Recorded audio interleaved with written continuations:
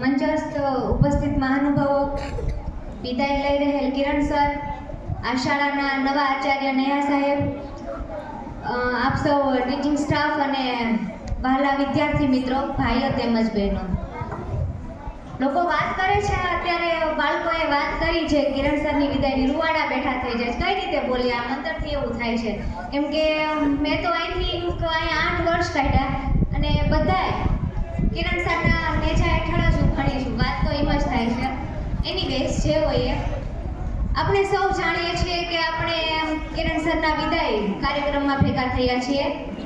એક પ્રિન્સિપલ અને head of the school કેટલી જવાબદારીઓ હોય એ આપણા સર્વના માઇન્ડમાં ખબર જ હશે કે લોકોની કેટલી જવાબદારી હોય, અને આ બધી જવાબદારીઓ સરે ખૂબ સારી રીતે નિભાવી છે. સોરી, સર નહીં, કેમ કે હું સ્કૂલમાં આવું ને એટલે સાહેબ કહું છું, કેમ કે આપણે પહેલેથી સાહેબ જ કીધેલા છે. એટલે કિરણ સાહેબે બધી જવાબદારી ખૂબ જ સારી રીતે નિભાવી. બધાએ કીધું કે સરે આ સુધારા વધારા કર્યા, આ સુધારા વધારા કર્યા. હું ટૂંકમાં કહી દઉં કે અહીંયા જેટલા બી સુધારા વધારા થયા છે ને, તમને જેટલું દેખાય છે ને એ આ સરના નેજા હેઠળ થયું છે. મેં ટૂંકમાં તમને આ વાત કરી દીધી. સર હંમેશા બધાના પથદર્શક અને માર્ગદર્શક રહ્યા. એક શિક્ષક હોય તો ભલે, વિદ્યાર્થી હોય તો ભલે, અને ગામના લોકો હોય તો ભલે. બીજાની તો નથી ખબર, પણ મારા હંમેશા આઈડલ રહ્યા છે. એટલે કે ગમે ત્યારે મારે માર્ગદર્શનની જરૂર પડે તો મારે સરને કોલની જરૂર પડે કે સર વસ્તુ આનું આમ છે તો કઈ રીતે થઈ શકે. સર માત્ર 5 થી 10 મિનિટમાં મને આખું જે ક્રિટિકલ કન્ડિશન છે ને એને સરળ રીતે સમજાવી દેતા હતા. મને દર વખતે આમ રસ્તો ચિંતિત દીધો. એવું કોઈ દિવસ બન્યું નથી કે મારે આ પ્રોબ્લેમ હોય સરે પ્રોબ્લેમ સોલ્વ ન કરી હોય. મારો એક કિસ્સો તમને કહેવા માંગુ છું. મારી લાઈફમાં હમણાં હજુ એક એવો બદલાવ આવ્યો 7 થી 8 મહિના. મને ખુદ ઉપર એમ થઈ ગયું કે આપણે ભણતર મૂકી દેવાય. મેં મૂકી દીધું તું. 1 મહિનો મેં કોલેજ ન કરી, બધું મૂકી દીધું. સરને મેં પછી વાત કરી, સરને ધીરે ધીરે ખ્યાલ આવ્યો.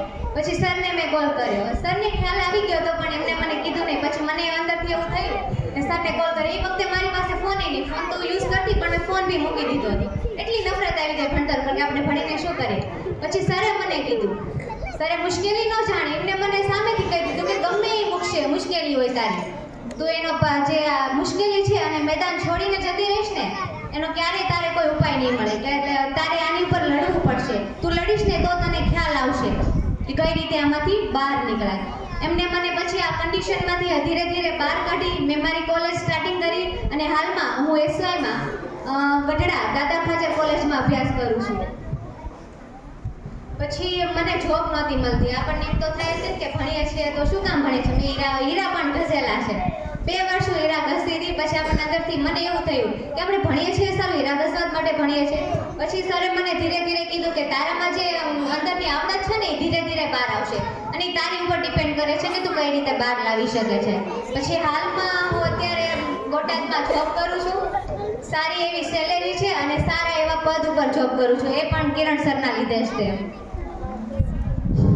કેવું છે ઘણું પણ શબ્દો નથી મળતા. એટલે અંતમાં હું એટલું જ કહીશ કે धूल थे हम सभी आसमां बन गए हैं, धूल थे हम सभी आसमां बन गए हैं, चांद का नूर थे कहकशा बन गए हैं, तो चांद का नूर थे कहकशा बन गए हैं.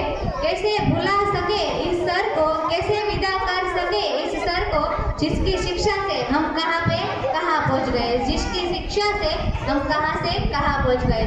ફરી એકવાર કિરણ સરને હું દિલથી આભાર માનું છું કે તેમને આ સ્કૂલમાં અવનવા બદલાવ લાવી સ્કૂલને ખૂબ આગળ વધારી. રાજ્ય લેવલે હોય, જિલ્લા લેવલે